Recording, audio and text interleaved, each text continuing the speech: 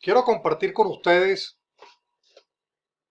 el último índice de la percepción de corrupción del mundo. Y es importante en razón de la valoración en la que está Venezuela. De 0 a 100 es la escala de valoración, donde 0 es los países que no hacen nada en el combate a la corrupción y 100 es el valor de los países que más hacen. Esto supone además que si existe una persecución de la corrupción, pues debe existir una menor corrupción. Pero si no haces nada frente a la corrupción, si no la persigues, si no la castigas, pues la corrupción sube. Esa es, esa es más o menos la lógica que se impone. Ahora bien, en esta percepción de corrupción, ¿qué encontramos? Que siendo 0 la valoración de los países que no hacen nada, Venezuela sacó 16, considerando que 100 es la valoración de los que más hacen. Venezuela saca 16, más cerca de los que no hacen nada. Eso nos lleva a una pregunta lógica que usted me puede hacer. ¿Y quién está al lado de Venezuela? Bueno, al lado de Venezuela están los países africanos, Yemen, Uganda, etc. Dictaduras atroces, a donde no existe control de absolutamente nada. Bueno, Venezuela está ahí, sacó 16 en valoración en el puesto 173 de 178. Esto tiene que llamarnos poderosamente a la reflexión, porque es la sociedad donde vivimos todos. Esta es la sociedad que tenemos, este es el país que tenemos, pero mire usted entonces la valoración a dónde está. Quiere decir que no existe persecución de la corrupción, ni castigo. Ahora bien, el caso de Venezuela es particular en el mundo, porque ha impactado la corrupción de Venezuela en otras latitudes al punto que existen por lo menos 50 investigaciones vinculadas al tema corrupción en 20 países. 20 fiscales en 20 países, destinando recursos, investigación, tiempo de sus trabajadores para determinar hechos de corrupción de Venezuela en esos países. Quiere decir que ha ido impactando. Esto es lo que apenas se conoce. Se calcula por la medida pequeña que son 450.000 millones de dólares en activos que están por fuera de la nación. Un gobierno con instituciones inauditables, solamente PDVSA tiene o ha contado con 400 empresas. Cadivi se han admitido robos, empresas de maletín, 5.000 millones de dólares apenas en centrales hidroeléctricas. Vale decir, la cantidad de dinero asociado a la corrupción en vinculación de todo lo que es la estructura del Estado es impresionantemente grande. Como dato le doy que la transferencia de recursos de la nación a las cuentas personales, así es como se analiza internacionalmente el problema de Venezuela, que la riqueza del país fue a cuentas personales de forma directa. Adicionalmente a ello existe la circunstancia de llegó a una mano y de esa mano pasó a otra y se compraron activos y terminaron en manos de otros. Vale decir, empieza aquellos temas de las triangulaciones, de testaferros y de entornos, Bueno, se calcula que son entre 15 y 19.000 personas los que están involucrados en todo ese proceso a nivel del mundo. Estamos entonces hablando que no solamente se trata del funcionario público, que lo permitió, que facilitó, sino se trata también del particular, que no es objeto de la ley de anticorrupción, porque no es funcionario público, sino que es un funcionario privado.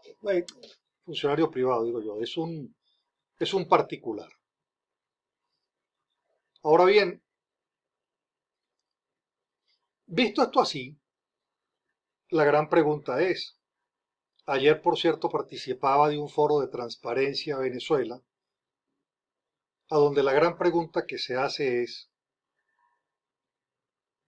¿este sistema de justicia venezolano puede procesar esta corrupción? Y no entrar en la valoración de si con estos jueces o con otros, no, el sistema judicial. Bueno, la gran conclusión es que no. Este sistema judicial no es suficiente para procesar ni el volumen de investigación que implica, ni los casos que al final pudiese terminar procesando.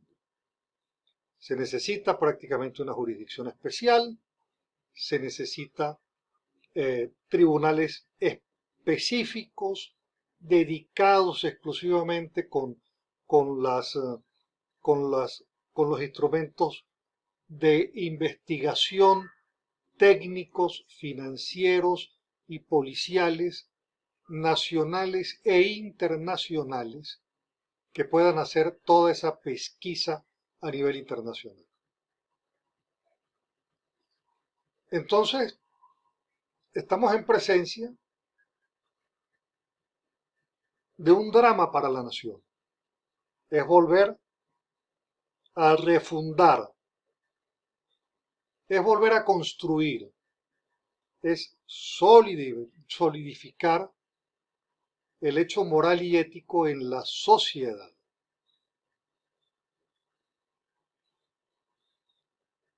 Ya se habla de que este Poder Judicial no es lo suficiente para enfrentar el tema de la corrupción. Hay que hacer muchas cosas. Hay un acuerdo internacional en contra de la corrupción, que con el caso de Venezuela va a necesitar modificaciones en razón de la cantidad de lavado que a propósito de los activos se han venido haciendo. Es indispensable hacerlo porque el dinero hay que recuperarlo para la nación nuevamente. 19.000 personas gozan hoy de una riqueza que es proporcional a la pobreza de todos. Esa circunstancia entonces del deterioro de la nación, que no hay sistema eléctrico, que no hay agua, que no hay luz, que no hay teléfono, que no hay telefonía, eh, que no hay servicios públicos, el país dejó de funcionar. Toda esa circunstancia es proporcional al hecho de la corrupción. Porque hay un elemento del que poco se habla, es que a mayor corrupción, mayor pobreza nacional.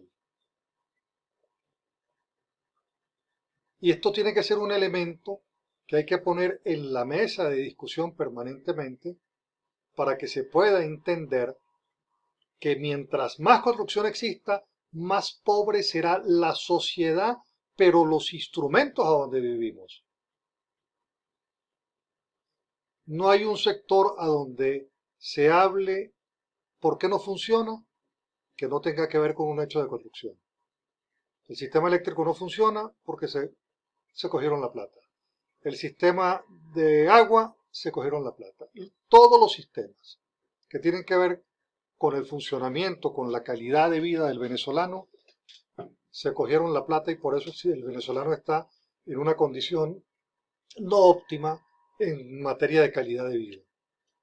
De ahí el por qué el tema de la corrupción es importante y yo espero que, sin haber tenido mayores clases Entendamos entonces la importancia de la filosofía del derecho en la deontología jurídica.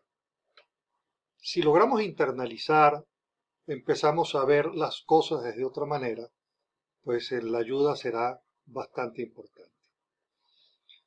Esta reflexión quiero hacérselas para que usted comparta junto conmigo el qué hacer.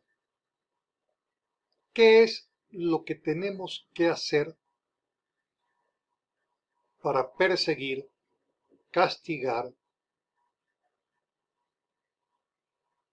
¿Qué es lo que usted cree que nosotros debemos hacer para mejorar un sistema de justicia que pueda ser más competente para atender ese volumen que se sabe es muy grande de casos de corrupción? A eso es a lo que quiero invitarlos, a que conversemos del qué hacer. Hecho, por cierto, que debe ser debatido en los foros jurídicos, en los colegios de abogados. Incorporarnos a esta gran cruzada de qué vamos a hacer con el tema de la corrupción, cuántas leyes hay que modificar y por qué no hablamos de ellas, por qué no hablamos también de eso.